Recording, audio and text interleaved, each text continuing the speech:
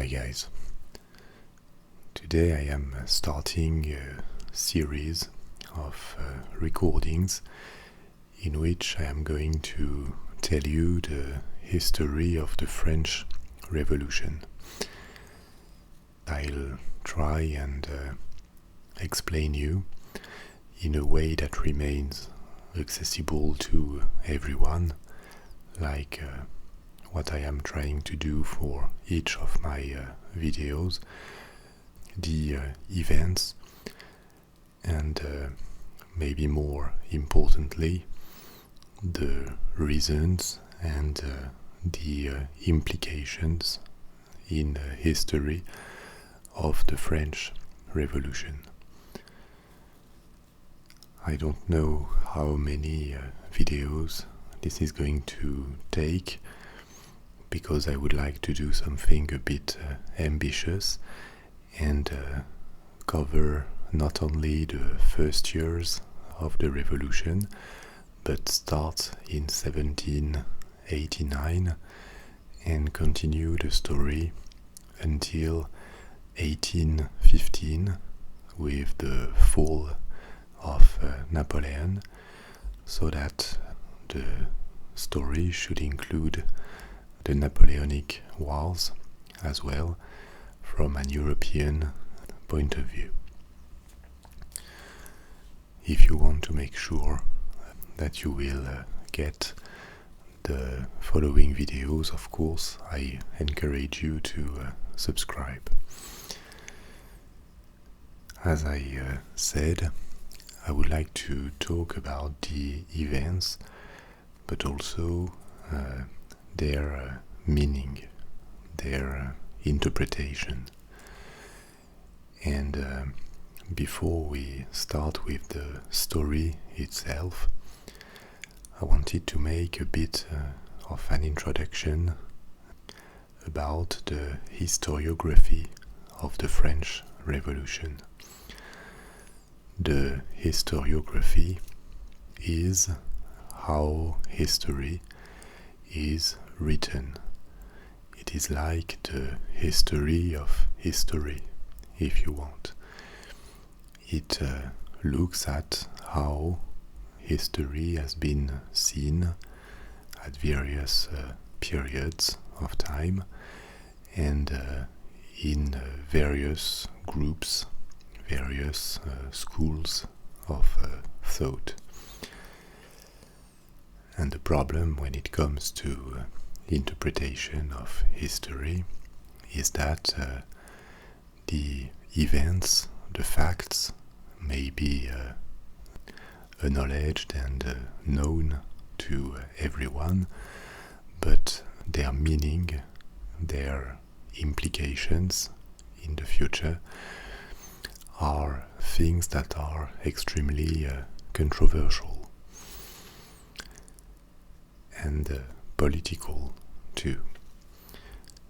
Given that the French Revolution represented a radical change in the social order in France, but as we will see, this change in the social order and representations spread to other European countries in the course of the years 1790s and the first decade of the 19th century, because also the French Revolution started a long period of war in Europe that was extremely bloody and costly in human and economic terms, because also it led to a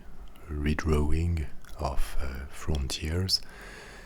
This period, this series of events is a big stake in terms of political science and in terms of historic meaning. So that almost immediately when the revolution started, there were various interpretations, various readings that emerged, and over time, over the past 2 centuries, these readings themselves have changed and been reinterpreted based on the evolution of social sciences. I'm not going to present a collection of point of views, but if we try and distinguish what are the different interpretations, the different visions of the French Revolution, we can distinguish mainly 3 different approaches or trends in the reading of the French Revolution. The first school of thought, the first approach, can be called the conservative or the counter-revolutionary approach. It has been essentially popular in groups that were supporting the monarchy and the social order that prevailed before the revolution. And as a component of this social order, the importance of Catholicism in particular. These readers, these political commenters and then historians condemned very clearly the French Revolution as a period of trouble and destruction of the very structures of the society and the faith that were dominating France and Europe until the French Revolution appeared. This extremely critical view of the French Revolution is based on a very deep attachment or faith in the social structures and the importance of the Roman Catholic Church that prevailed before 1789. Not surprisingly, this view was especially sponsored by social groups that had been victims of the revolution. Conservative Catholics, the nobility, not only in France but on a broader basis in Europe, and it was also pretty popular in Britain, and once again, not surprisingly, given that the French Revolution implied 25 years of war for the UK, that this country would have probably liked to avoid. This conservative view, this condemnation of the French Revolution, dominated in the years after the fall of Napoleon, especially at the Congress of Vienna in 1815. That was a congress during which the great powers of Europe redefined the balance of power on the continent, and various monarchies tried to make everything they could to maintain this social order that the French Revolution had terribly threatened during a couple of decades.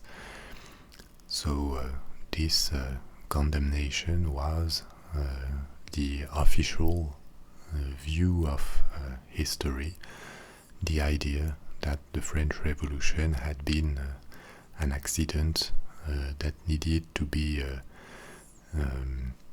forgotten as much as possible to restore the traditional social order with monarchies in which the social hierarchy and the traditional structures of the society would be preserved. But in the course of the 19th century, as the appeal for democracy and the concept of nationalism was spreading to Europe, this interpretation started to lose its supremacy, and especially in France, where during the first decades of the 19th century the royalists remained fairly powerful, but then started to lose more and more influence, to the point that in the last 30 years of the 19th century, the regime in France changed to a republic, the Third Republic, and since then the attempts to restore the monarchy have ceased. As this conservative reading was progressively being marginalized, a second school of thought, a second version, started to replace it, and this version can be called the classic or the Marxist reading of the revolution. Marxist does not mean that you need to be a communist or even a Marxist to find interest in this approach.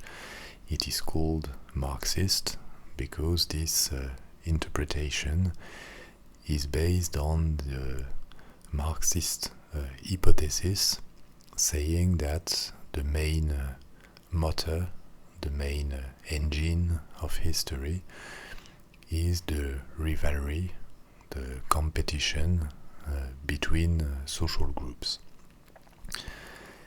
And I think there are elements in this theory that shed light on some aspects of the French Revolution.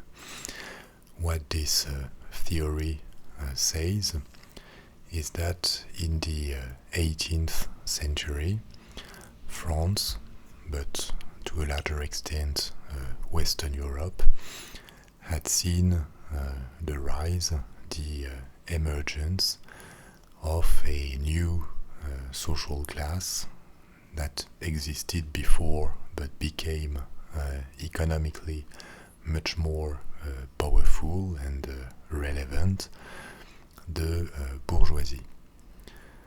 The bourgeoisie was a social class that controlled various sectors of the economy, especially everything that had to see with banking and finance, with industry too, as manufacturers had developed and grown a lot in the 18th century, and also they controlled trade, be it national or international.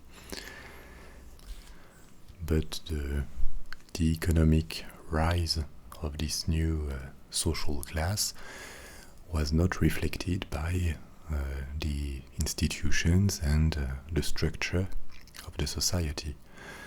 The structure of the society had been inherited from the past centuries, and to a certain extent remained of a feudal nature, with social groups that had privileges, especially the nobility and the clergy, groups to which the bourgeoisie did not belong, and these social groups were fiercely defending their privileges, avoiding any evolution of the social structures.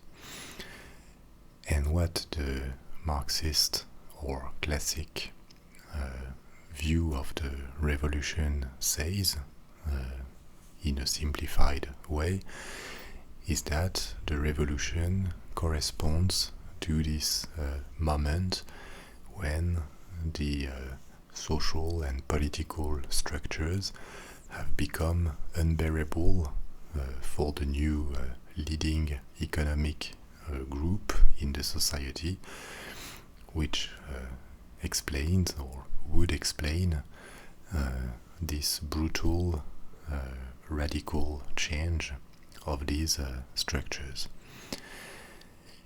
And it is true that there is not one French Revolution, there are several changes in a regime in the course of the years 1790s. I will come back to that later. But the first revolution, the one that starts in 1789, is not a social revolution at all. It is a change in the institutions, in a number of principles, but absolutely not a revolution that is intended to improve the condition of the working class, or to evolve towards more economic equality. The first laws voted by the new rulers of France after 1789 are actually quite repressive from a social standpoint. For example, the right to start a strike is eliminated, and for that reason the first phase of the revolution has been called a bourgeois revolution. Then there will be other phases in the course of the years 1790s, with a period during which what corresponds to the far left will seize power, but this will not last very long. And one of the main changes, maybe the most important change in economic terms, that came with the French Revolution for France, has been a massive shift, a massive change in property and private property, essentially. Before the revolution started, the bourgeoisie had this financial and industrial and commercial wealth I was mentioning, and the nobility and the church had the ownership of the land and real estate in general.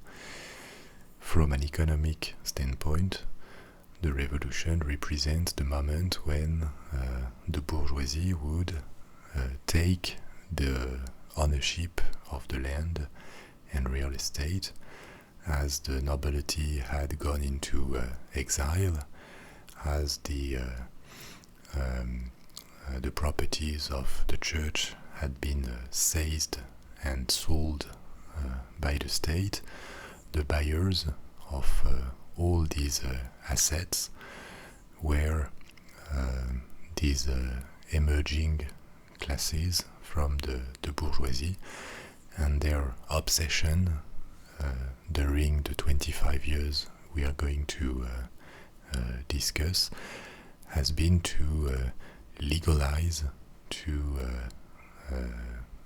make sure that this massive change in the ownership of the country would not be reversed. And this lasted long after the revolution, really representing a break, and still for the Marxist historians, the rise of Napoleon is not only the consequence of the opportunism and military genius of this man. On a more underlying level, it is the consequence of this social group, the bourgeoisie, the wealthiest, willing to find a regime that would protect their interests, that would once and for all maintain private property and this massive change in ownership that had taken place. So this Marxist view dominated the historiography of the French Revolution in France, but abroad too, until the middle of the 20th century. And a new or a third reading of the revolution emerged in the 1960s, gaining a lot of popularity in the following 2 decades. And today we couldn't say that it represents the most consensual reading, but it is competing with this classic interpretation of the revolution. What this third approach says, an approach that has been called the liberal or the revisionist approach, is that the things were not as simple and as clear that the Marxist view said. And it is true that in the Marxist approach you have one big weakness, which is this will to make a theory work, and a theory that pre-exists the observation of reality. That's the problem every time you are trying to read the present time or the past through an ideological angle. And these historians have been showing that things were not that obvious when it comes to this opposition between the bourgeoisie on the one hand and the nobility on the other hand.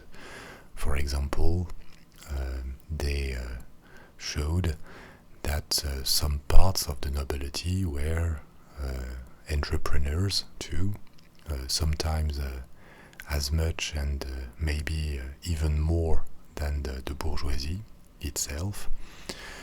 They also showed that the groups were not that separated during the revolution. Members from the clergy, from the church, or from the nobility changed side and embraced the revolution, sometimes even embraced the idea of the Republic, which meant the end of the monarchy in France. So with this kind of critical views of the Marxist approach, these historians have rehabilitated a reading of the revolution which is more based on the history of ideas, the political history too, and they are trying to offer a more balanced view of the French Revolution. But by doing it, they have also developed a form of criticism of the ideals of the revolution. In particular, saying that maybe a smoother evolution would have been possible towards democracy and the disappearance of privileges in the society, something closer to the British model, for example, and that the revolution had led to various excesses that had to be condemned. They also stressed other parts of the heritage of the French Revolution, such as a concept like total war. And it is true that until the end of the 18th century, as nationalism was, we could not say absent, but clearly much less important than in the 19th century or even today, the conflicts between countries, at least between European countries, were much more limited in scale than they would become with the Revolution and the Napoleonic era.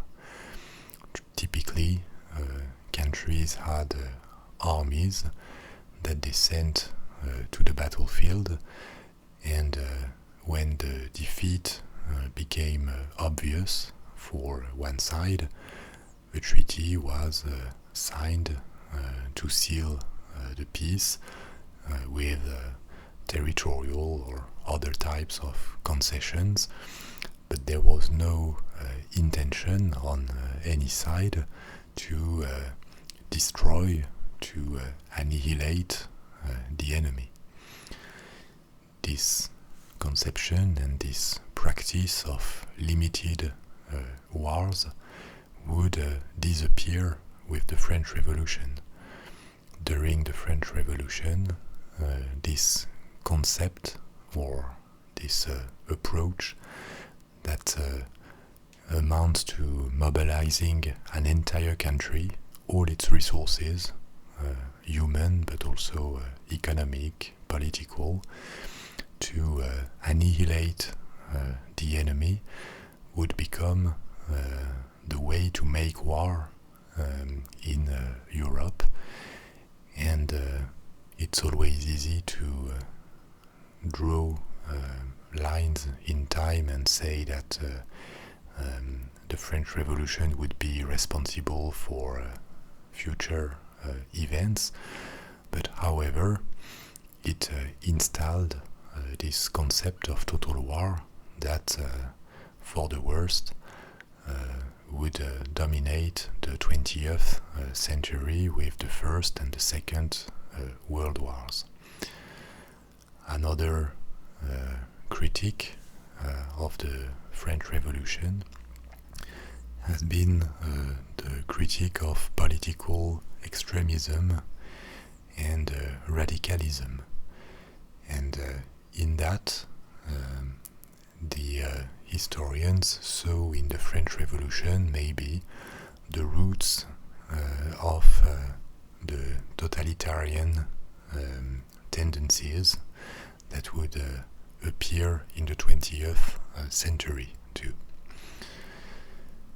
So, as you see, the historiography of the French Revolution, its interpretation, remains like a battlefield today.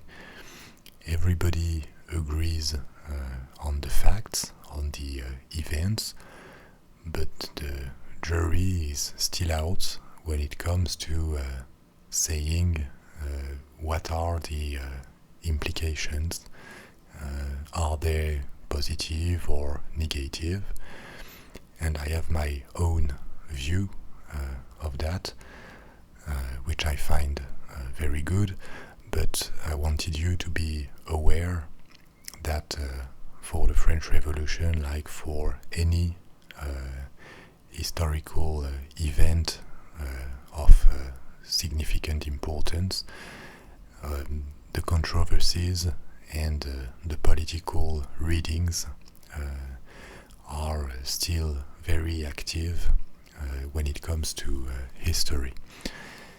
And you should never trust just one source when trying to make your own opinion about that. You always have to listen to various sources, and you should never buy the presentation or the approach of a single person, especially if this person has strong political convictions.